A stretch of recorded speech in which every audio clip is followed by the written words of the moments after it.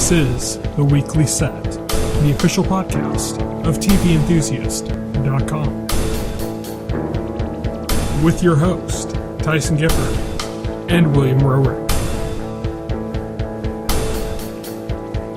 Episode 121, recorded August 17th, 2017. Hello, everybody, and welcome to The Weekly Set, the official podcast of TVEnthusiast.com. I am your host, the editor-in-chief of TV Enthusiast. My name is Tyson, and joining me today, as always, is my partner in crime here at TVE, William Rowrick. Hello. Today, we are going to be talking about Twin Peaks, episode 14 of season 3. We will also be talking about Game of Thrones, episode 5 of season 7. So we'll be talking about both of those, starting things off with Twin Peaks. Okay, so a lot of kind of weird, creepy stuff in this episode, which is kind of what I like in my Twin Peaks. Creepy stuff. A lot of plot in this episode. It looks like the plot is starting to rapidly push forward as we barrel into the end of the season here. So there was a lot involving sort like the like you said, the mystical elements of the show. And as you said, plot lines are starting to pull together. Episode kind of starts off with Gordon Cole calling Frank Truman, calling him back to talk about what Frank telling him that they found pages from Laura Palmer's diary and that there was mention of 2 Coopers. And so he gets the information. There's a scene where the FBI director, he has a memory of a dream. Well, he talks about a dream where he's with Monica Bellucci, and she's actually in the episode playing herself. Yeah, the actress playing herself, like because they show his dream. I like how he phrased it. I had another Monica Bellucci dream.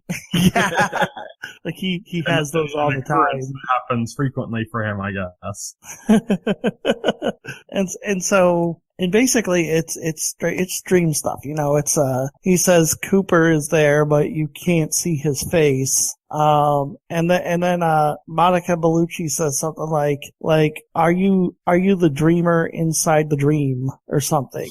Yeah. Something like that.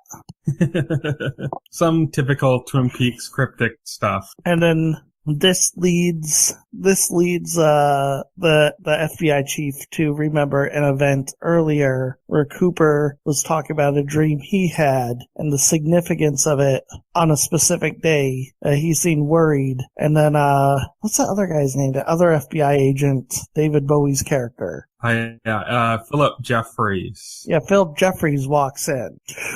And he also says, he phrases it like Philip Jeffries is there, but he's not there. Mm-hmm. And Philip Jeffries points to Cooper and says something like this is not him or something. Yeah.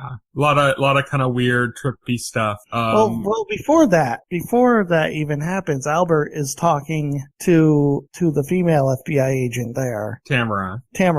Albert is talking to Tamara about the first case, how the Blue Rose came to be. And this also seems to be important because the agents who were on this case were Gordon Cole and Philip Jeffries. And this involved a case where they were investigating, a disturbance. They were looking for this woman, and they go to this hotel and they hear gunshots, and they go in, and the woman they're looking for, she's shot, she's dying, and she says something like, I'm like a blue rose. And then she disappears. And then the other woman who shot her is screaming, and it's the same woman. Mm-hmm. And then she dies too. Or she kills herself, I think. Something like that. Yeah, they said that she hung herself or something. She hung herself. And Tamara says this is like a dolpa, which is something from Buddhist mythology. It's like a doppelganger willed into existence. Oh, I see. Right. So this seems to be connected to the whole 2 Coopers thing as well. Like, that's a similar incident. And interesting part of this whole scene is the crazy window washer. Yes. Oh my god, the window washer comes and it doesn't even look like it's not natural. It doesn't look like somebody just cleaning the windows because they're moving kind of erratically. You know, it looks like a meth head or something. And they're making that, and I was wondering, is that on purpose? Is that like a lodge spirit trying to like fuck with Gordon or something? Because certainly fucking with his hearing aids. It certainly was. That was very bizarre. Again, it's one of those things that it comes out of nowhere and it's very unsettling and it just happens, and then it's not addressed again after the fact. Like the zombie kid a few episodes ago. Like that just happens. Yeah. And then it's not addressed again. In fact, Bobby seems to have forgotten all all about it. So, you know?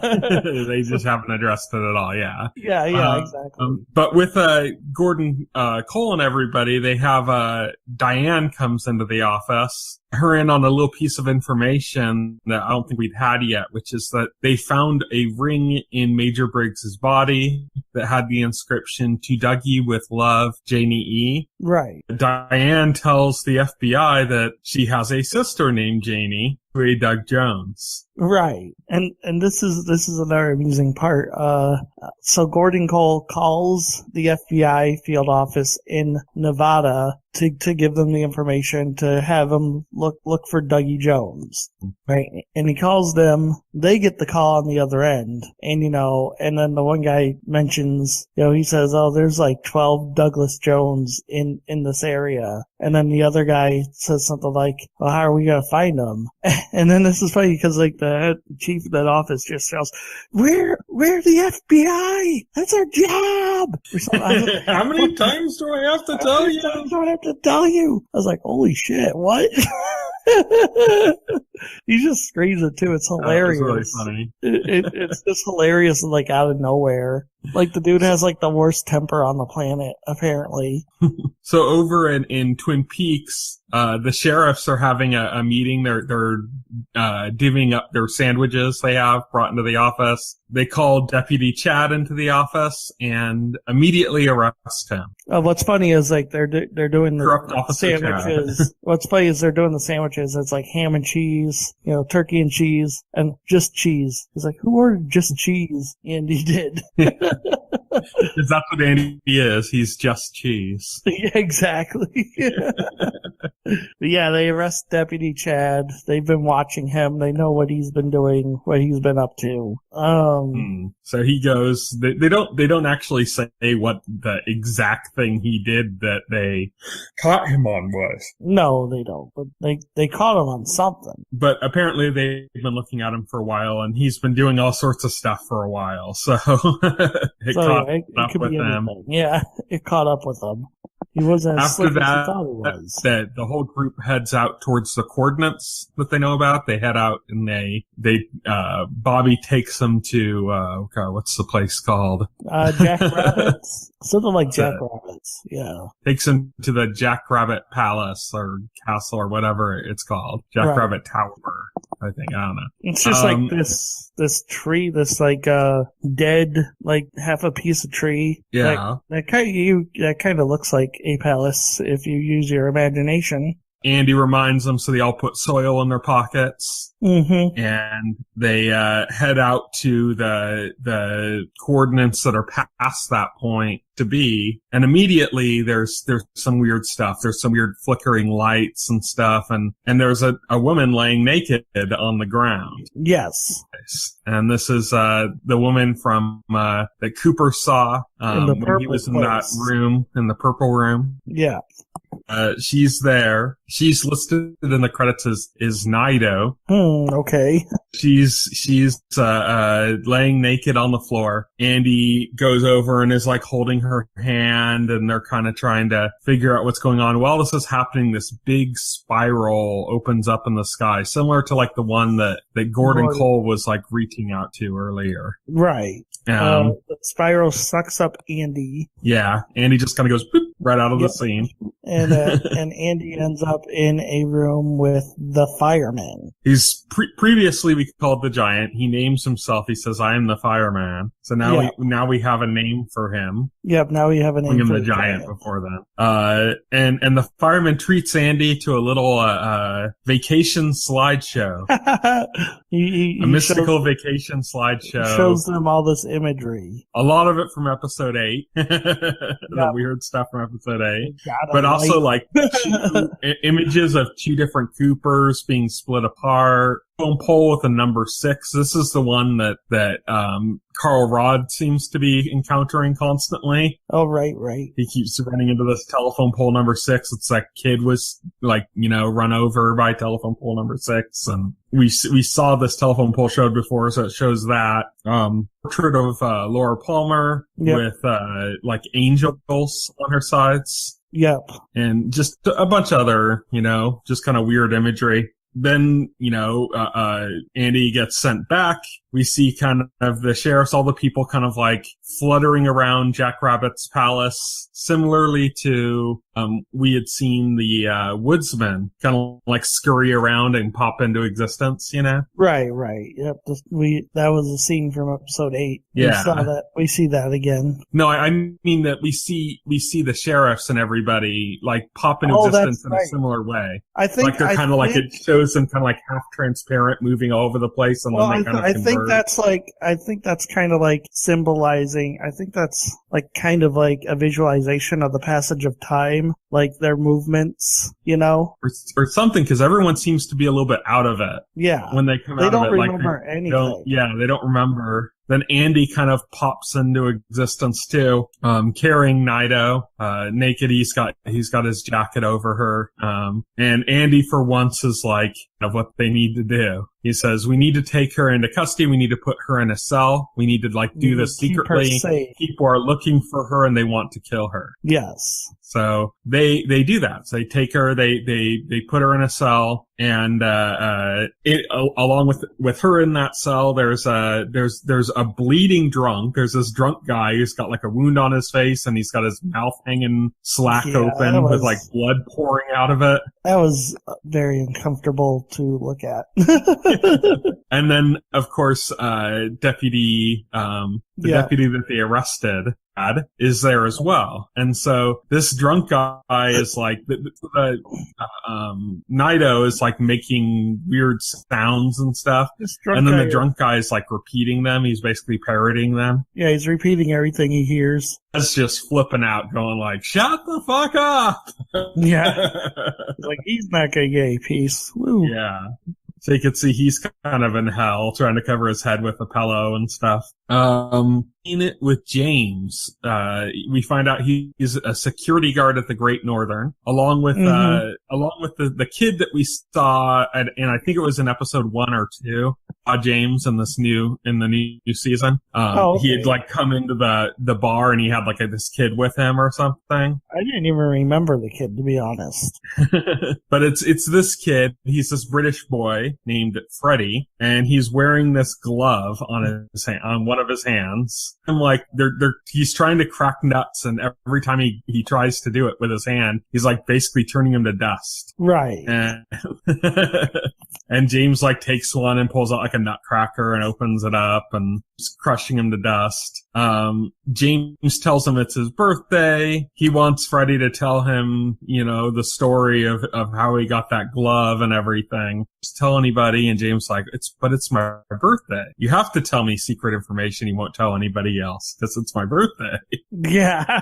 That's the laws of birthdays. That's the laws of birthdays. James really wants to know the story. And the story is basically, well, I would say it's a whacked out story, but this is Twin Peaks, so. I like the way it starts, that Freddie was jumping on boxes, for fun. Yeah, he's just jumping on boxes, and he gets zapped into one of those portals, the same one Andy got zapped into, and he meets the fireman. Yeah, he meets a man who calls himself the fireman. The fireman, instead of showing him a bunch of strange images and saying, that's it, fireman apparently gives him a magic glove that makes him super strong. wrong with that hand for reasons. He tells him he needs to go to the store and he needs to find this individual glove by itself in a box. Yeah, that's open. And he needs the power of a mighty pile driver, I believe was the wording. The power of mighty pile driver. They tells him to go to Twin Peaks. It's just weird.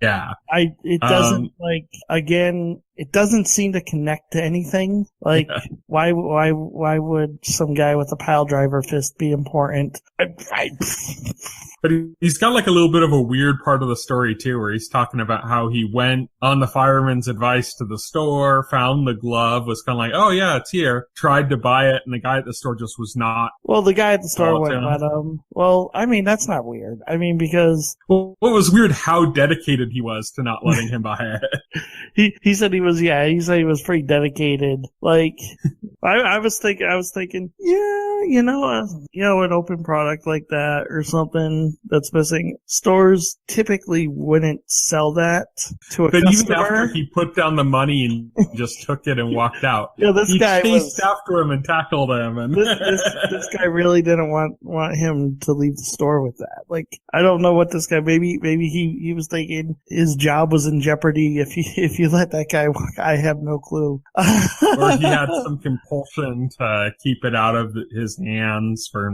entity. I don't know, but he did not want to let it go. But Freddy had already put it on his hand and kind of punched him and broke his jaw in half. We find out that Freddy can't take the glove off of his hand. It's like he had a doctor try and just blood started coming out. Yeah, so it's like it's his hand now.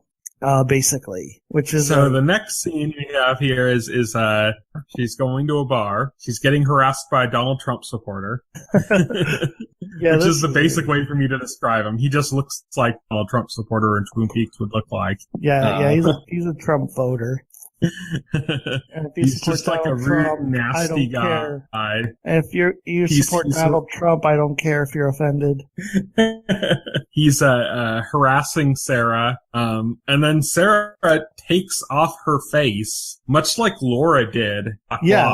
Except when Laura took off her face, it was like glowing white light behind her face and stuff. This is here black it's like darkness, evil black, like knives and hands and evil smile appears, and then she with her black face. Oh, that was horrible. I'm sorry. But I guess she bites off this guy's neck with her other face. Yeah, she bites like half his neck out. And yeah, so the people there are kind of like flipping out. Hello, what did you say there? I'm sorry. I was saying, and the people in the bar are kind of like flipping out. Oh, okay. And then she pretends it's either she doesn't remember it or she's pretending to not remember it. Because it's hard to tell. Scene of the episode is just at the roadhouse, and there's two women there, and they're just having a conversation. There's not a lot to talk about here. The only thing that's really interesting to talk about is that in their conversation, they bring up both Billy, who are two of the names that were part of Audrey's story of people that we've never heard of before. Mm-hmm, Billy being the guy that Audrey was having an affair with, and Tina being somebody else that Billy was fooling around with. Right. So, they talked about that and a few dramatic music cues to make you think like, oh, this is ominous, but it's what's going on with that? They're just still talking, and then we get the musical number for the episode, and the episode ends. Yeah. And that's pretty much it. So we got, 4 episodes left? Yep. So that was Twin Peaks. Now it's time for Game of Thrones. So today we're going to be talking about Season 7, Episode 5 of Game of Thrones, titled... So kicking things off, where things ended last week at the battlefield, Jaime and Bronn survived. Yes, they both survived. Bronn saved Jaime from both a fiery and a watery death. He's got a 2 for 3, right? And he just needs to save him from an earthly death, or 2 for 4. He has to save him from a wind death and an earth death. Yes, exactly. All the elements. Yeah, all the elements out to kill Jaime Lannister. So Bronn saves Jaime. They have an exchange, Bronn basically says, if dragons attack King's Landing, he's running the heck away. That's basically that scene. Yeah. The only thing to note is that they didn't just survive, but they escaped. Like, they're not caught by Daenerys' force. Right, they escape. This leads to a scene where Daenerys has captured the Lannister forces from that battle, and this includes why can't I use my brain to think? The Tarleys? Yeah, the Tarleys. Yep, this includes Samuel Tarley's father and his brother, who are fighting for the Lannisters. Randall and Dickon Tarley. Yep, Randall and Dickon Tarley. And basically Daenerys makes an ultimatum: bend the knee and fight for her, and she will spare them. Or, if they don't bend the knee, then she'll kill them. So when she first makes this ultimatum, about half the people there bend the knee. Yep. And roars. And then another 3/4 of the remaining people bend the knee immediately after the dragon roars. But Randall, Dickon, and a few others are still standing tall. And Daenerys compliments Randall on his bravery, but asks him to come forward. Ian is basically trying desperately to get Randall to bend the knee. Yes. He's like, come on, bend the knee, get this done with. And Randall's like, no, you killed your father. This is a barbarian queen from a foreign country bringing barbarians with her. Basically, Randall is too proud to bend the knee. And then Daenerys says she's going to sentence him to death, and that's when Dickon stands up too and says, well, if you're going to kill him, you have to kill me. Yes. Come on! Now Tyrion is desperately pleading to Daenerys for leniency, but Daenerys... Yeah, he says they could take the black, and Randall's like, I won't take the black all, because you're not my queen, you can't order that. Right. And so Tyrion's like, fuck. He's all, well, Dickon, you can't do this. You're the future of your house. And Dickon's like, no, I'm going to stand by my father. So Tyrion's like, damn it. And Daenerys and he's is just kind of looking at Daenerys Daenerys like, come on, there has to be another way. And Daenerys is like, I've already made the ultimatum. If I don't do this, then people aren't going to take me seriously when I say things. Yeah. So Daenerys has her dragon burn them. To ash. Just gone. No armor, nothing. Just gone. And upon seeing that sight, everybody remaining bends the knee. Who knows how much of that is out of loyalty? That's obviously out of fear. But who knows if that's out of, fear at that moment, or if the fear leads to loyalty. I think that's going to come to play later. I think talking to my mom when she watched this episode, she was like, God, this is the first time that I'm just really not on board with Daenerys. And well, again, how much of them fighting for the Lannisters was out of loyalty? Yeah. I think it's been clearly proven they weren't fighting for Lannister out of a sense of loyalty either. Just because the Lannisters basically paid them to fight for them. Yeah, but at the same time, I know some audiences, like I said, my mom reacted like she's not on the same page with Daenerys now because of this. And when I talked to her about it, I said, well, here's what you have to remember is that her forces took Highgarden. They killed everyone. Right. They didn't give them a choice. They just killed them all. Right, exactly. So in a sense, if you think about it, at least she gave them a choice. Exactly. She could have just straight up murdered all of them without even giving an ultimatum, just saying, oh, you're the enemy, you're all dead. She could have done that. Yeah. I feel like at least giving them a choice was being lenient, was being fair. And the point she was trying to make to Tyrion was that she's not going to lock up and have a whole bunch of prisoners locked up, for what, indefinitely?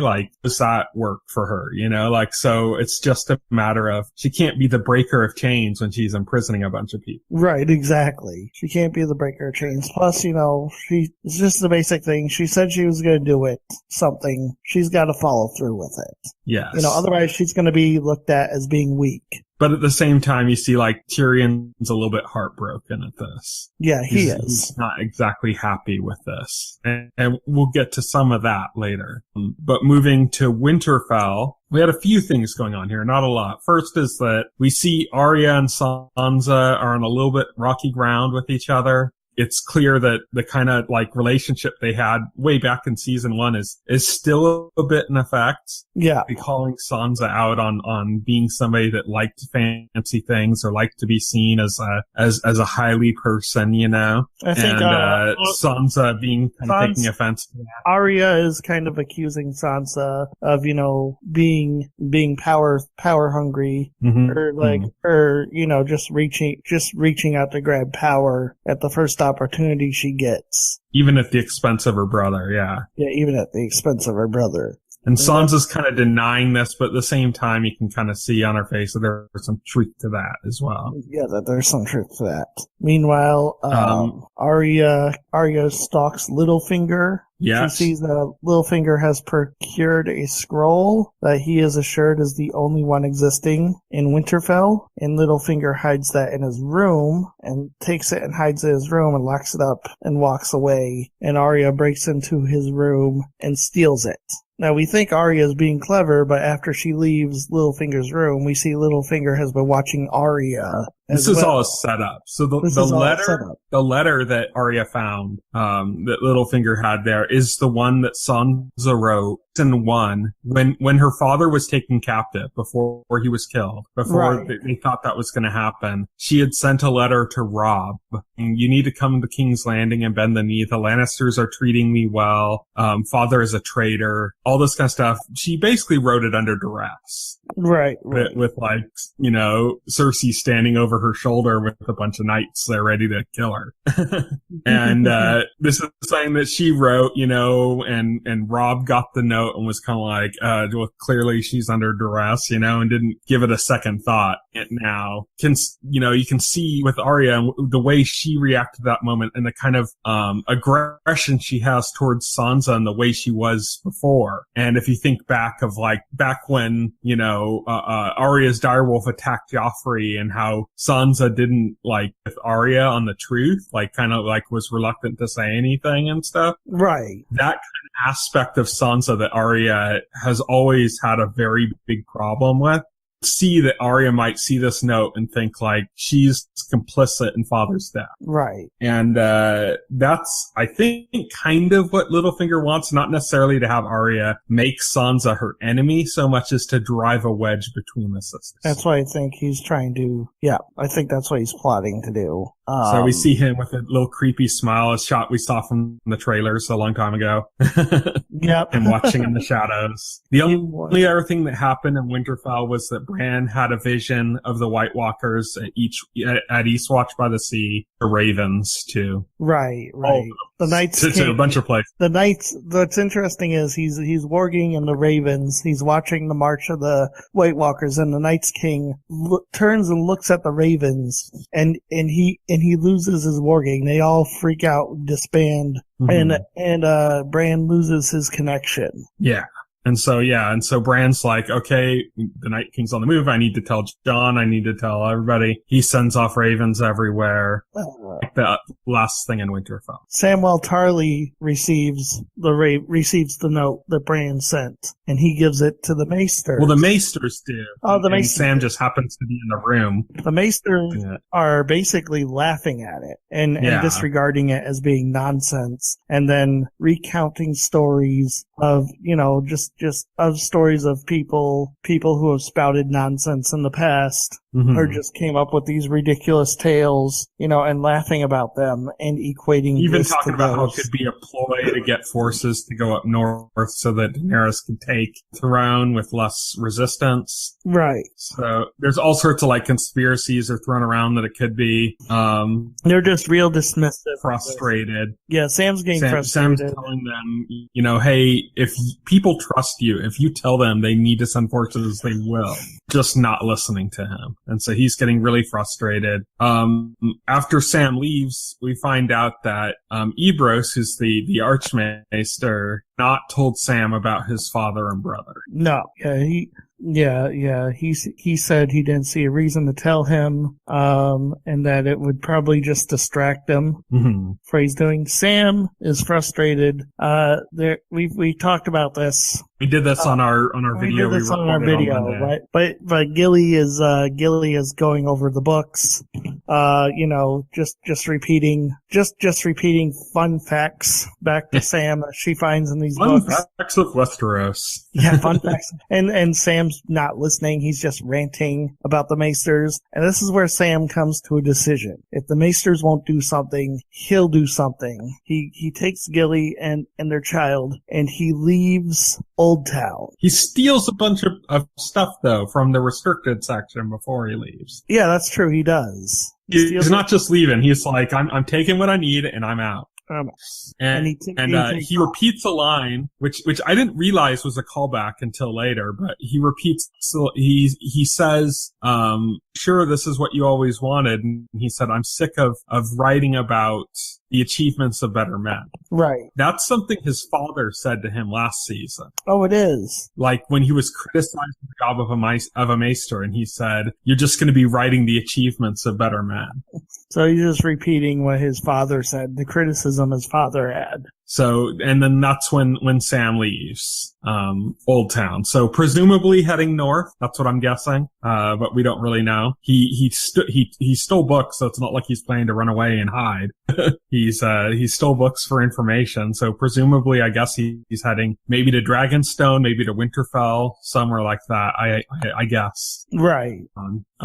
Speaking of, Jon over at Dragonstone, Daenerys and Drogon return before as well in our video, but yeah, Drogon has a little moment with Jon. Jon meets Drogon, up close and personal.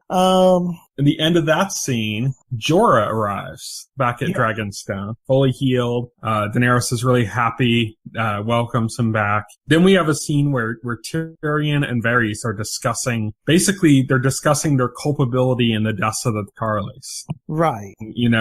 Varys is recounting how he would give information about people betraying or talking about betraying the Mad King, and then the Mad King would burn them alive, and he is like, I'm not burning them alive, I just gave the information. Right. He would realize that he's part of the problem. Yeah, he realized he's part of, even though he's not the one directly doing it, he indirectly led to it happening anyway. So Tyrion and Varys are talking about it, and Varys basically tells Tyrion, you need to find a way to get through to her. Right.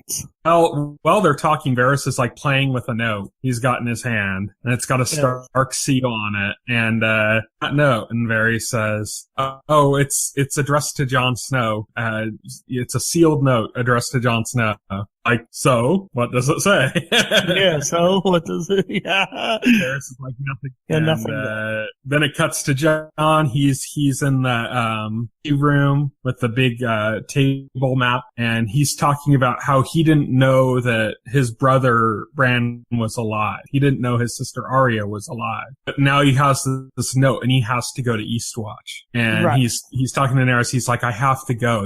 This has to happen. Daenerys is kind of reluctant to let him leave. Tyrion makes a good point, though, for all of them, which is that if you're going to go to by the sea and face some White Walkers, this is preceded by they come up with this crazy plan where Jon decides he's got to convince Cersei that these things are real and that they're a threat, and they come up with this crazy idea that the only way to do that is to literally bring a White Walker to King's Landing. It's like or a white, one or the other, or white. I guess something to prove. I kind of conflate the two in my mind. They gotta bring a white, something to prove, and sounds like I think it'd be more exciting if it's a White Walker. I don't know what they're going to end up doing, but it's the most insane plan, ever. Yeah. Form an armistice with Cersei and all of the kind of lords in Westeros. Get everybody together and show them proof. Right. Tyrion says the only way we can get Cersei to listen is if they get Jaime to listen, and that Jaime could get through to Cersei. I'm going to go to King's Landing. Davos says, I can sneak you in. So the two of them are planning to go to King's Landing. And then later in the episode, just to kind of finish off at this location, Jon, Jorah, Davos, and another that we won't mention yet because that's part of the next segment, Watch by the Sea. to carry out this mission. Yes. King's Landing. So Tyrion and Davos managed to sneak into King's Landing. Tyrion's getting ready to talk to go and have his meeting with Jaime. We don't really know how this is going to happen yet. He's walking with him too, and Tyrion's like, "Well, you're not staying with the ship." And Elsa's like, "No, I have other plans in King's Landing, other things I have to do." It's like, "Well, what if somebody takes our ship?" And Davos is like, "Well, then we're fucked."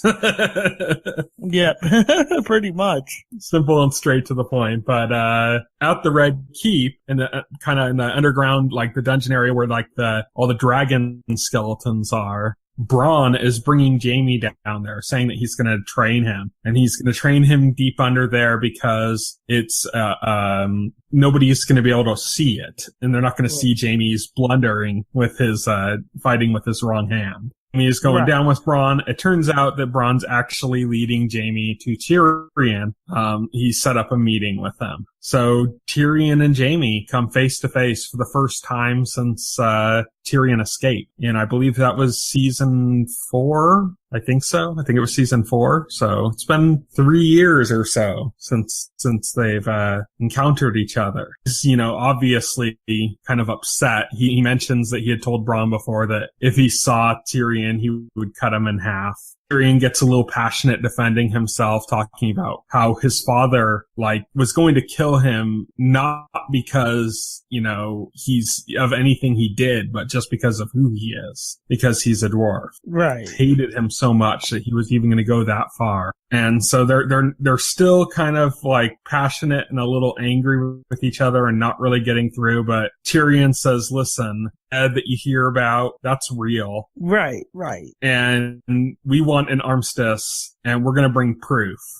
Right. And this war, we just need to stop this war. We need to stop the hostilities and this proof, and you'll see that there's a bigger threat to the north. And so that's what we need to do." Right. That's it for that scene. Davos is up to. Jaime goes to Cersei, tells her what happened. Cersei basically for one, chides Jaime for holding a secret meeting with Tyrion, tells him to punish Bronn for setting it up. And then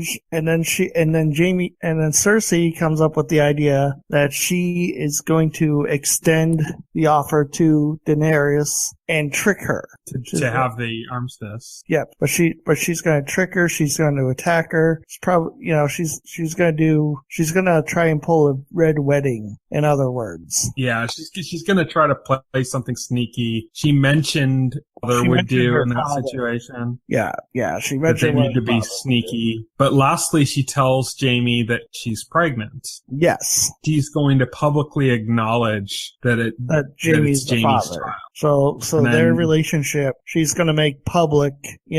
She just doesn't care anymore about keeping that a secret. She says that Jaime hugs her, and then she, makes Jaime a little uneasy again by whispering in his ear, "Never betray me again." Yeah. This is a lot of people online thinking Cersei, this is a lie. We know that right before Jaime went in to see her, she was talking to Qyburn, her hand. He's that kind of weird maester guy. Plotting something with Qyburn. We don't know what the hell they were talking about. But this scares the hell out of me. Every time Cersei and Qyburn are making some strategy against Daenerys, it's like, oh god. Qyburn is Qyburn is a twisted, demented fuck, and Cersei is just a monster. And Cersei's just a monster.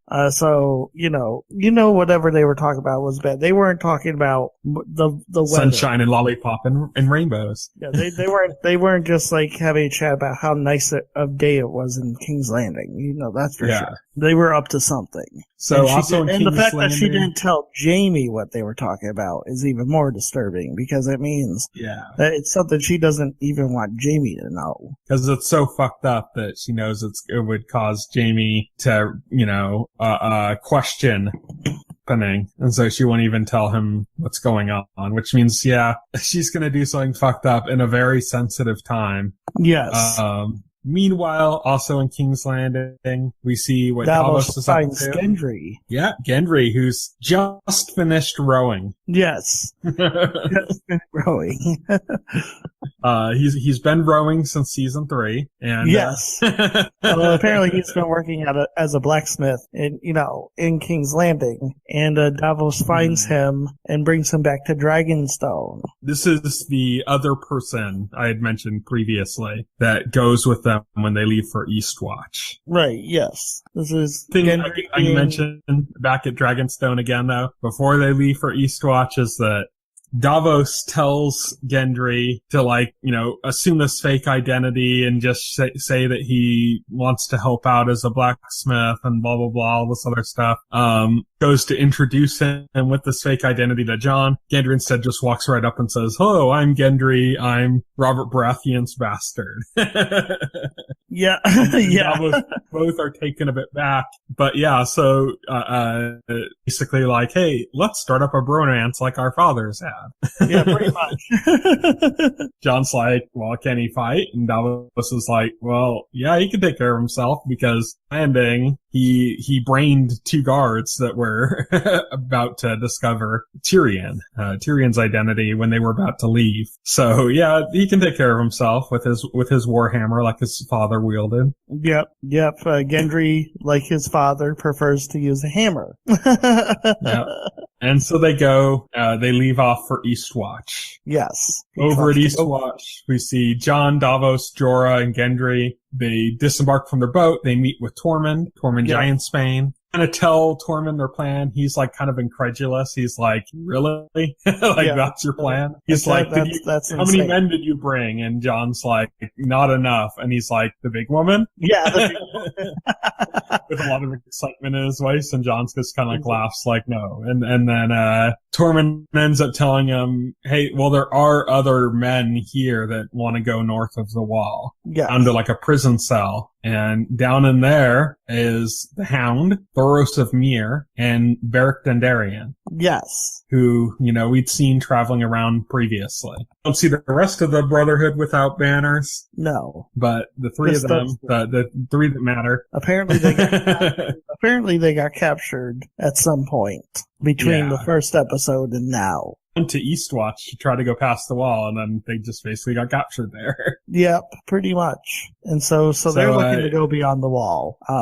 We know that everyone in the scene together has a reason to hate somebody else. Right, yeah, they're not all friends. They all have a reason to hate each other in one form or another. Jon basically decides that those divisions don't matter, and that Jon basically flat out, okay, well we're facing a war between the living and the dead, so whatever divisions you have do not matter anymore, because right now, as long as you're breathing, you're on the same side. Yeah. So that's how the episode basically ends, is the gate to the north opens up, and you see the 7 of them, minus Davos. He's not with them when they're marching past the wall. No. Maybe he's waiting by the boat, getting it ready to go, or maybe he's going around with the boat to meet them somewhere, Maybe. About it, you're not supposed to be able to take the White Walkers past the wall. No. Otherwise, the White Walkers would have come across the wall a long time ago. Right, exactly. Kind of magic there stopping them, so maybe they're going to go around it. Maybe.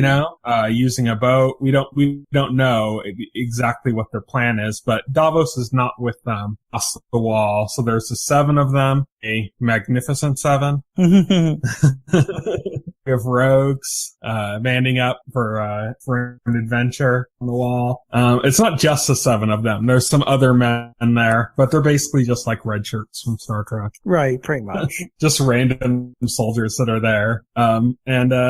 So they're heading out. That's the end of the episode. Wrote down some connecting dots I wanted to get through here. Some things that we need to mention. Okay. One is that Gendry and Jon are kind of setting up this bromance with each other. Right. In actuality, it's all based on their fathers being friends. But Jon's father is actually Rhaegar Targaryen, Right. who Gendry's murdered.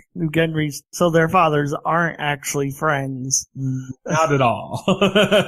Gendry's father really wanted to marry Jon's mother. Yeah, Gendry's father really did want to marry Jon's mother. So the other thing is that Jorah is going up north with Jon, but Jon has Jorah's sword. The sword that is by right for the family should belong to Jorah, Longclaw. Right. And steel sword that Jorah's father gave to Jon and had the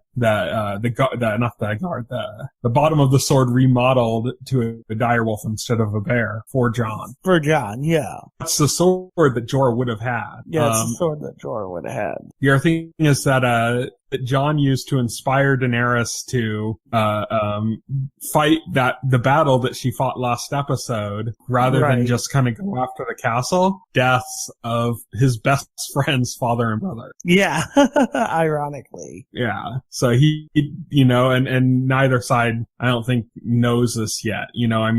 I don't think that's been mentioned because I don't think they realized that there's any reason that he'd have some connection to the Tarlace. And then we know that Sam doesn't know that his father and brother were killed. Right. We also have Tormund has encountered the Hound, which is because they both have this connection with Brienne. Well, obsessed with Brienne, and Brienne beat the Hound. Brienne beat the Hound, and Tormund has an unrequited crush on Brienne.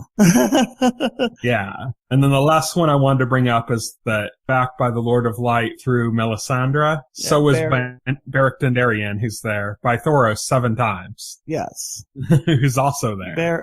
There's this other connection there. Beric's existence was basically the proof, the signpost that said, yes, it could be done. Yes, it can happen. Yeah, it was the foreshadowing for Jon being resurrected. Yeah, pretty much. And now they're in the same place. Yeah, they're in the same place. So the last thing I wanted to do to close out the discussion on Game of Thrones is I wanted to state my and get your predictions, which is that I predict, this is my predictions, and I know there's spoilers out there, and I saw a really big spoiler that really bummed me out that I saw it. Didn't see any spoilers, thank God for that. I saw one, it was literally the title of a YouTube video. Oh, well, you're not allowed to predict that. No, I'm not. But I was just scrolling through my YouTube homepage, and there it is. Spoiler, right in the title. Didn't even watch the video. Bullshit. Yeah, I was like, I'm so pissed.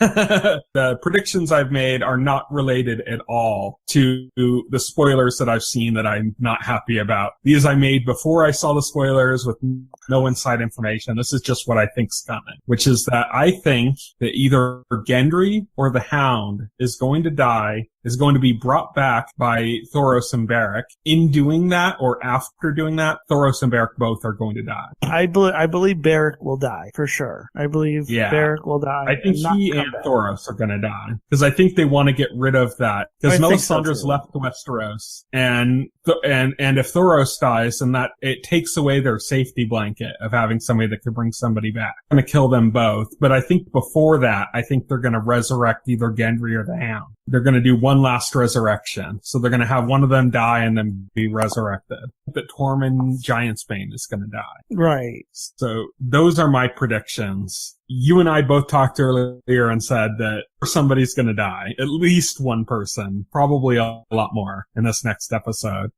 What are your death predictions? My death predictions are going to be probably Gendry. You mentioned Beric already. If you're going big, yeah, Beric.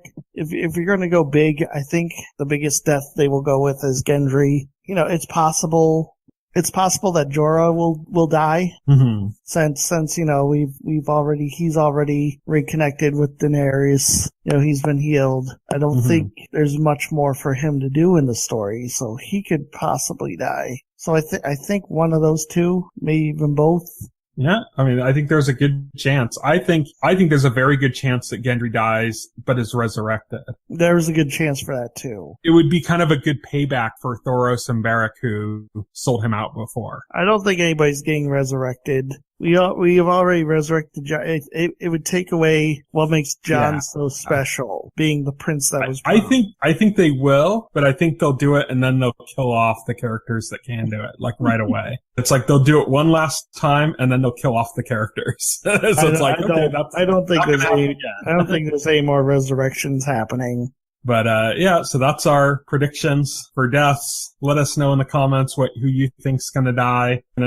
If you have spoilers from the episode, do not add those to the comments. No, we don't want the spoilers from the leaks. We just want to kind of talk theory. And so that's it for Game of Thrones. Last thing to talk about here is what's coming up in the week ahead. The time this podcast is available on Friday, The Defenders is out on Netflix. So this is exciting. It's kind of too late to say now to anybody, but I'm going to be live tweeting starting at midnight. I won't be watching this live. Yeah, it'll already have been happening by the time this podcast is completely uploaded. I think it goes up on Netflix at like 3 a.m. my time, and I am not going to be up. Yeah, watching Defenders at 3 a.m. live tweeting. Sorry. Less than 2 hours from this moment right now. Yes. Defenders will be out, but we have some stuff coming up. One of our staff members is reviewing it pretty early, and writing an impressions piece on it too. Wow, that's quick. Yeah. And we'll do a podcast on it in a few weeks. Our podcasts are pretty loaded right now, but we'll get to it in a few weeks. We'll cover the season. And that's good because that gives me time to.